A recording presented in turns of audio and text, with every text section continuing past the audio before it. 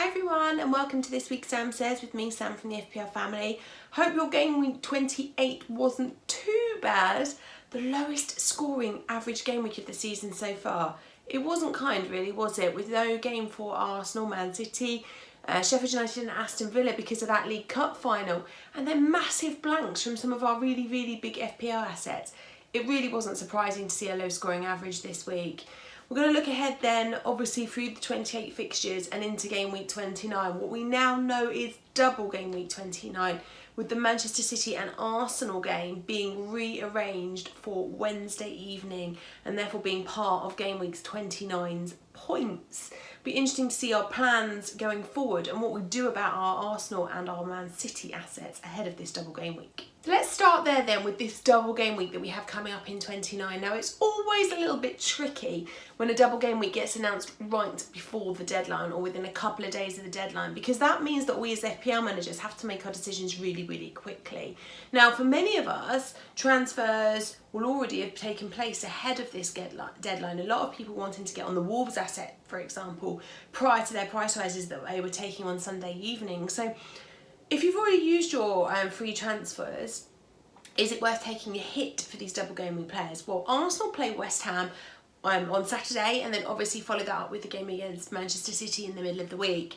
Manchester City play on Sunday against Manchester United and then obviously follow that up with a game against Arsenal in the middle of the week. So for the Arsenal assets, it's an easier decision to make, I think. Arsenal in good form, particularly their striking players, the likes of Aubameyang, of course, and Saka, who looks like he's about to get a more long-term run in the team now, have been looking really strong for Arsenal. Now, obviously, Saka, listed as a midfielder in the game, actually plays in defence for Arsenal the majority of the time, but his attacking returns are looking good and his heat maps show that he really isn't doing a lot of defending and is spending a lot more time in attack. So I think from Arsenal point of view, given there's that game against West Ham in this double, that makes their players a lot easier to pick.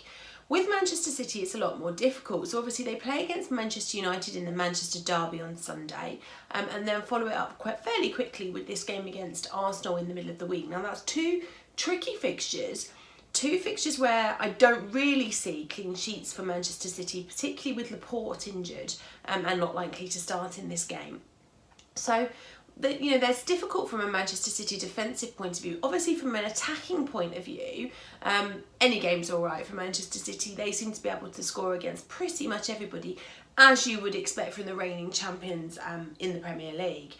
But what do we do about Manchester City? Because obviously this is Pep. Pep's rotation risks are enormous. Sterling has been injured, he's only just coming back from injury. Obviously most of us own KDB. Do we stick with Aguero, who a lot of people were getting off when they had the blank game week back in 28 last weekend? So do we go back there again? Is Mahrez going to be playing in both of the games, or is he likely to only start in one? Same with the Silvers. It is so difficult to know what to do with Manchester City for this double game week. If your wildcard's active, obviously it makes a lot of sense to just pile in on those assets that have got the double, particularly as we talked about already there, Manchester City attacking ones, likes of Aguero. He will score goals almost certainly across this double game week. Maybe Jesus is worth a chance because maybe necessarily Aguero won't play 2 games in what will be 4 days. KDB obviously I think is pretty much essential for us all as FPL managers if you don't already have him. His ownership is so high and he's likely to be one of the most captained players in this game week now that it's been announced as a double. But the other ones are all a little bit more punty. They're all a little bit more of a risk in terms of whether they get the full 90 minutes in both games or not. We have much less of that than we do for Arsenal. The likes of Aubameyang, Saka, Pepe, you would expect them to start and play in both games. So it's a little bit easier potentially to pick out the Arsenal team. Now obviously with who's going to play up alongside Aubameyang and where Aubameyang's going to play, that's a little bit more tricky because Nketiah and Martinelli, Lacazette all can play in those places. So a little bit more difficult to pick those guys and guarantee that you're going to get 90 minutes in both games. But the rest of the Arsenal team is more stable. Now, should we take -4s or -8s to bring in these players?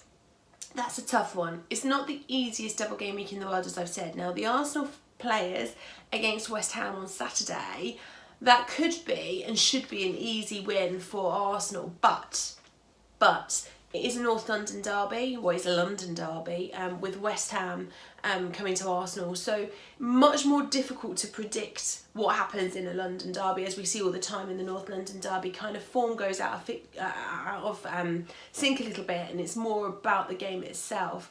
At the same time, Arsenal chasing for those Champions League and Europa League spaces, so they need to win the game, but so do West Ham. West Ham absolutely have to start winning some matches now. It started well last weekend in game week 28 versus Southampton. Must-win game for West Ham that one was, and they did do that, and looked much better from an FPL and a Premier League point of view. So maybe there's some improvements from West Ham coming. Will they give Arsenal a game? Absolutely they will. Is it worth therefore taking a -4 for an Arsenal player? In my view, yes it is, if it is Aubameyang.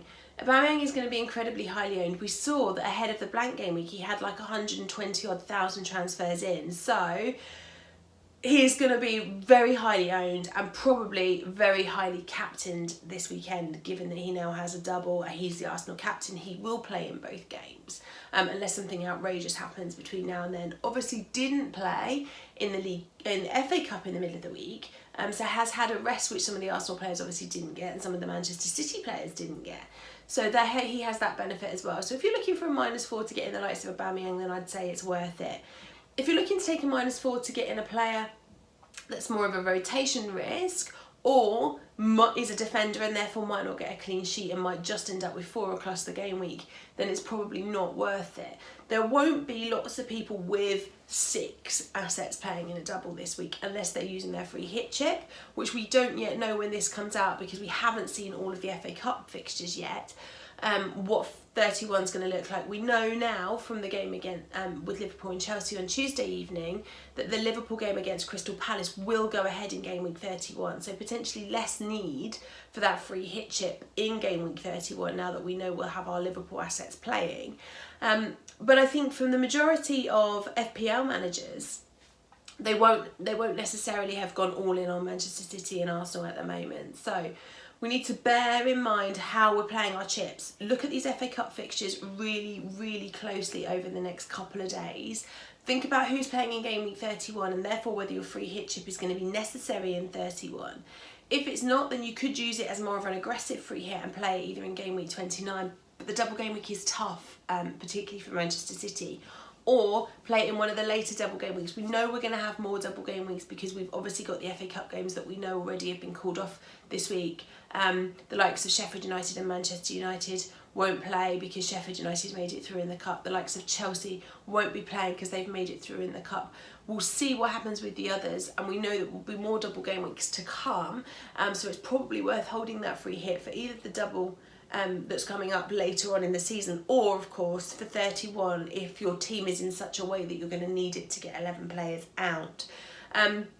If you're wildcarding, now might be quite a nice time to do that because you'll know where your team is heading in terms of that free hit position. But this game against Manchester City and Arsenal, going in game week 29 and going so quickly into game week 29 in terms of the deadline, will make it interesting to see how many people are going into this game week on a minus before they even start. Just think about whether it's worth the risk for the player that you want to bring in, whether they're likely to return more than the player you're going to take out and the minus points hits that you've got to take to do it. Okay, enough about game week 29's double then, and let's think about game week 28. Let's start with a 0-0 draw. Now, I don't normally start with 0-0 draws, but Newcastle 0, Burnley 0. Unsurprisingly, this was a 0-0 draw. Newcastle had kept 3 clean sheets in the last 6. Burnley had kept 3 in the last 4. So kind of not surprised to see this one end up 0-0. The real talking point for this game was Matt Ritchie. Now, Matt Ritchie obviously had a fairly long-term injury, wasn't playing, has now come back into that Newcastle team, and interestingly for us as FPL managers, was playing out of position. Now, out of position in the right way. So we mentioned Saka before when I was talking about Arsenal. He's almost playing out of position in the wrong way. Listed as a defender in the game, playing in midfield, or likely playing in midfield, therefore doesn't get the full 4 clean sheet points should Arsenal keep them. Matt Ritchie, on the other hand, listed as a defender in the game, so if Newcastle keep a clean sheet, gets the clean sheets. But actually, in terms of his positioning on the field, he's played a lot of the season as wing-back, but this week he didn't. He was playing much more centrally and much more further forward. Newcastle had 21 attempts on goal in this game week. Of those 21 attempts, Ritchie had 7 of them, and 5 of them were from inside the box, so it's showing his positioning on the field. Now that could be really useful for us as FPL managers. Fairly nicely priced. Newcastle have a reasonably good run of fixtures coming up, so he could be a really nice FPL asset, particularly as we've mentioned already, he's a defender in the game, but playing in a more advanced attacking position. Now, in comparison to those 21 attempts on target, 21 attempts on the goal that we saw from Newcastle this week, Burnley had just 8. Vidra and Rodriguez up top for Burnley in this game. Vidra managed no shots, and Rodriguez had 3, so not exactly setting the world alight. Now that's disappointing if you're an owner of the likes of Rodriguez or Vidra, because they had been previously playing really well. Now Chris Wood is back for Burnley now. He came on for 32 minutes, and in that 32 minutes he did manage 2 shots on goal, so he is offering another alternative now in that Burnley attack. Now we have to kind of consider what that might mean for the Burnley forward line, and whether they are now a bit more of a rotation risk than they were before. Who is going to lose their space for Chris Wood to come back? Because you would anticipate that Chris Wood would come back into the team. Reality is though, from an FPL point of view, it's really all about the defence for Burnley. Burnley have now kept 11 clean sheets over the course of the season. Only Liverpool, whose assets are obviously quite a lot more expensive, can offer us more clean sheets this season than Burnley. Liverpool have 12. They have actually, though, conceded a lot of shots, which kind of explains why Nick Pope is doing what Nick Pope is doing. So over the course of the season so far, they have conceded 391 shots, which is the 6th worst in the league. Now, when you couple that in with the clean sheets that they've been getting, it suggests 2 things to us. One, that Nick Pope makes a lot of saves, and therefore those save points are racking up in terms of the FPL points that he's achieving. It also shows us that he's playing incredibly well, and kind of helps us to understand why his baseline FPL points from the bonus point of view are so strong. So Nick Pope is not only getting regular clean sheets at the moment, but he's also getting those additional save points. And as a result of those 2 things and the amount of saves that he is making over the course of the season and within each game individually, it explains why he is more often than not getting all of the bonus points, which is what we saw again this week. Okay then, members area stats for this game. Almiron was Newcastle's most advanced player by the heat maps. If you want to check out the heat maps, have a look at the bottom of the scout notes where the members area stats are listed. You'll be able to see them there. Ritchie was as far forward as Gale, who was playing as centre forward for Newcastle. So again, showing the positional layouts for Newcastle in this game. Really interesting to look where Matt Ritchie was, and we talked about him earlier. Hayden at 4.3 million was 2nd for chances created, so he could offer you a really nice option as a cheap 5th midfielder for Newcastle. Okay, second game of the week then, Spurs 2, Wolves 3. I have not picked this game because I want to talk about Spurs losing, but I have picked it because I want to talk about Wolves. Now the Wolves assets this week doing the bits again. It is becoming now essential really that we have Wolves assets. The question is, which ones? Now the likes of Jota and Jimenez kind of talk for themselves, although obviously I'll talk about them a bit later on. The big question I think though from a Wolves point of view is, what do we do about Traore? Now Traore owners would have been pleased at the start of this game to see Wolves switch back to a 3-4-3 formation, which of course means that Traore gets the start. Now against a team like Spurs, who are always going to just go and attack, it's really understandable to see why Nuno Espirito Santo started Traore in this game, getting in behind that Spurs defence. Absolutely key for kind of Traore. But he doesn't get any attacking returns. That's now 7 blanks in the last 9 game weeks. And obviously we saw him benched for game weeks 27 and 26. So what do we do with him? Particularly as during this game, he dislocated his shoulder yet again. Now that's 3 times in a couple of months that we've seen Traore dislocate his shoulder and have to have it popped back in on the pitch. Now he did carry on, albeit temporarily in this game, before he was removed. Now it's looking increasingly likely that Traore is going to have surgery. It's just really going to depend on when Wolves decide that this surgery should happen, whether he has it now or whether he has it at the end of the season, and whether he can continue to play on with the shoulder dislocation in the way that it is, with it continuing to kind of pop out. It really looks like it needs the surgery and it needs a rest, but it depends, with Wolves still in the Europa League, whether they think that they can play on without him for the rest of the season. At the moment, as a Traore owner myself, it's really hard to hold on to him given that he's blanking. He's not getting any bonus points, of course, because he's blanking, but the rest of the Wolves team is so full of fight and so full of goals and attacking returns at the moment that it's really difficult to hold Traore.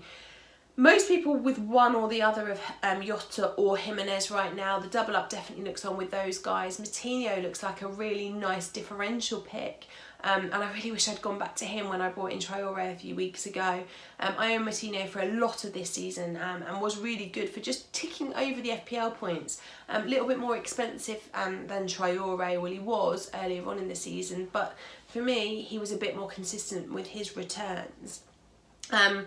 At the back, I think it was always a decision that FPL managers had to make. How many of your FPL pounds do you want to spend on that Wolves defender? So Saez and Bolly were offering value for money, particularly Bolly is aimed for at every corner pretty much by the Wolves and corner takers.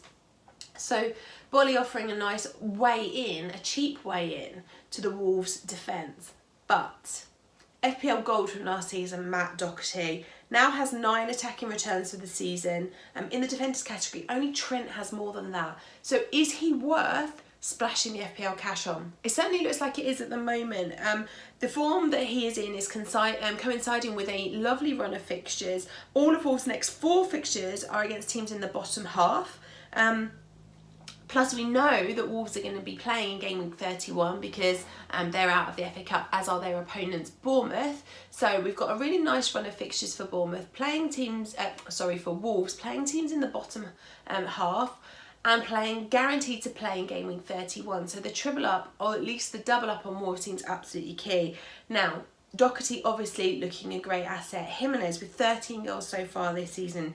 Jota. Now Jota's the really interesting one for me. More than half of his FPL returns this season have come in the last 2 game weeks.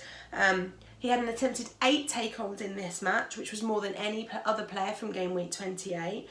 But he hasn't played a full 90 minutes since Christmas, and that's something that we do have to kind of bear in mind, especially given that Wolves are still in the Europa League, so they're still fighting on 2 fronts at the moment, so we need to consider the minutes that our players are likely to get. Not a huge amount to say about the Spurs opponents Wolves this week. Dele obviously with a brace of assists, which is nice. He did start in that attacking position in the middle of Bergwijn and Moura, which is where, as FPL managers, we want to see Dele Alli playing whilst Son and Kane are injured. That should mean more attacking returns and that he stays in that more central position. Again, unlucky this week not to get on the score sheet.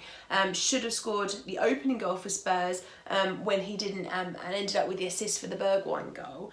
From a Bergwijn point of view, that's his 2nd Premier League goal for Spurs. Aurier once again on the score sheet with attacking returns. But really, really tricky fixtures. An informed Burnley next, who will want revenge for that game earlier on in the season. Then obviously the Mourinho derby with Manchester United, and then Sheffield United, who we know are really solid defensively. We don't yet know whether Spurs are going to play in Game Week 31. Obviously the FA Cup fixture on Wednesday evening after I've recorded this video. So we'll see whether Spurs are going to be playing in Game Week 31 or not. But at the moment we don't know that. It is really difficult in terms of Spurs assets. Either Mourinho sets them out to defend or sets them out to attack. But Spurs have to start picking up Premier League points if they want to stay in touch with the Europa League and Champions League spaces. So from an FPL point of view, they're definitely differentials and definitely worth keeping an eye on just in case Spurs can turn a corner. I own Dele Alli right now. After that brace of assists, I'm not planning to remove him just yet. He'll stay until my wildcard when I'll kind of think about what I want to do moving forward. But I do think Bergwijn offers a really nice differential right now. And if you're going to get on the Spurs assets, he might be the one to do. Alright then, let's have a look at the member stats for this game. So again, remember these are at the bottom of the scout notes. If you want to have a look at them in more detail, look at the tables, the heat maps, etc. Scroll all the way down after you've read the article and you'll find them. So Jimenez and Jota managed 9 attempts on goal and 14 penalty area touches between them. Traore had no shots in the box this game week. Doherty had 2 shots in the box, which now means that he has over 30 for the course of the season, which is more than any other defender in the game. No midfielder had more chances than Moutinho in game week 28, and he supplied 4 key passes. Yotta's XGI was the highest of any forward in game week 28. It was all about Wolves in reality this game. All right, moving on to game 3 then. Watford 3, Liverpool 0. It's been a very long time since we've talked about a Liverpool loss in a Premier League capacity for a very, very long time. Brings to an end Liverpool's 44 consecutive unbeaten run. In the Premier League, of course. We saw them lose in the Champions League earlier, and now we've seen them get knocked out of the FA Cup. But in the Premier League, they were on a 44-game unbeaten run, which comes to an end at Vicarage Road. Now, this game was about Deeney and Sarr for Watford. Both of them played fantastic in this game, but going into it, they had a combined ownership of 1.7%, which is only 2/3 of the ownership of Origi, who has 2.4%, which is madness when you think about how well they played in this game. But Wolves, they had that really nice new manager bounce when Pearson first arrived, and it's gone for a bit of a wobbly stage again over the last few weeks, but this game was really Watford at their free-flowing best.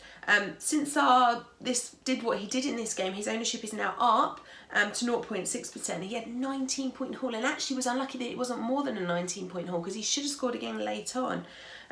So it's interesting then when you compare Deeney and Sarr. Sarr had 5 more attempts than Deeney over the course of this season, but Deeney has played over 300 minutes more than him. So in 300 minutes less, Sarr has had 5 more attacking attempts than Deeney. So interesting when you're trying to make a decision about which way you go with owning one of the Watford attackers.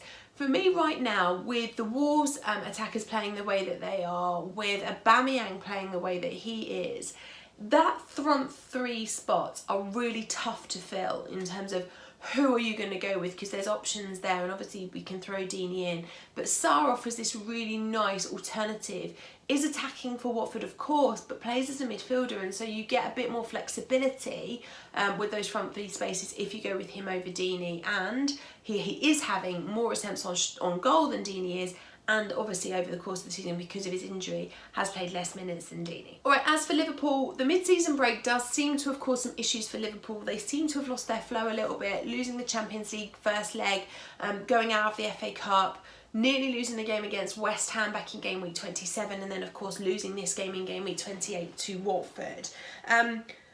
They now can't win the title until game week 32 at the earliest, unless obviously other results go their way in the meantime.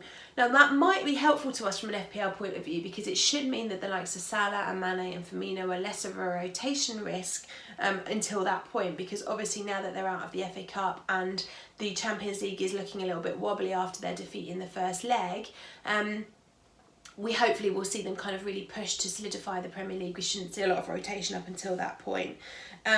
The good thing, I suppose, from a Liverpool point of view is they can still achieve over 100 points for the course of the season, so there is more motivation there than just winning the Premier League, which we kind of all know is going to happen at some stage.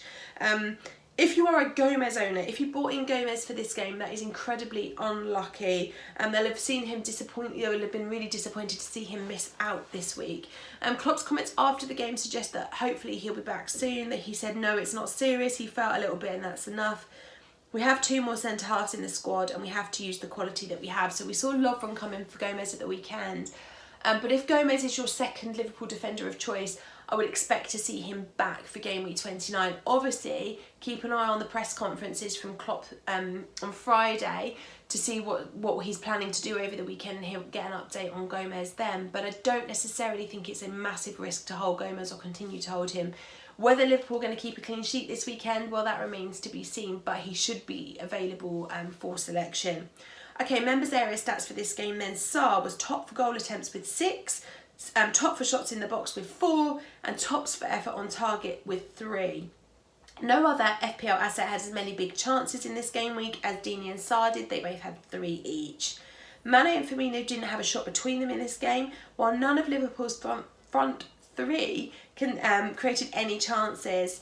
Salah's XGI for this game was 0.16, and that was the highest of any Liverpool player, which is madness when you think about how good Liverpool have been going forward of late.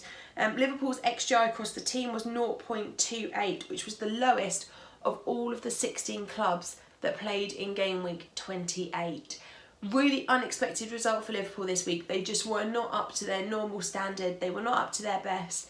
Something has to improve going into game week 29, that's for sure, but we do now know that we have our Liverpool assets in game week 31, which is massively important to us as FPL managers, particularly given that everybody is either doubled or trebled up on Liverpool. Last game then, Bournemouth 2, Chelsea 2. Feels like we went a bit back in time in this one with Alonso getting a brace. It was definitely the Alonso show from a Chelsea point of view.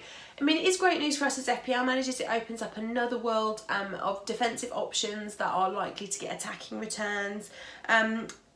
Positive comments from Lampard as well in terms of Alonso's starts, talking about the system that they play being a system that works well, playing Alonso, because he said it gives us some stability with the three centre-backs in the middle then. So Alonso looking good to continue to get starts for Chelsea. Obviously Tammy was out injured for Chelsea again this week and missed the FA Cup against Liverpool on Tuesday evening, so we're going to have to wait for an update from Lampard on Friday's press conferences to see whether he's likely to be back. We knew that he went abroad, he went to Barcelona to have his to have it all checked out and to see what the situation was with his injury. We haven't had a firm update yet as to whether we will expect to see Tammy Abraham back in game week 29. So if you're a Tammy Abraham owner, keep an eye on Frank Lampard's press conferences on Friday. Obviously the Scout Instagram and the Scout Twitter will update on whether Tammy Abraham, or what we hear about Tammy Abraham from Lampard this press conference ahead of the weekend.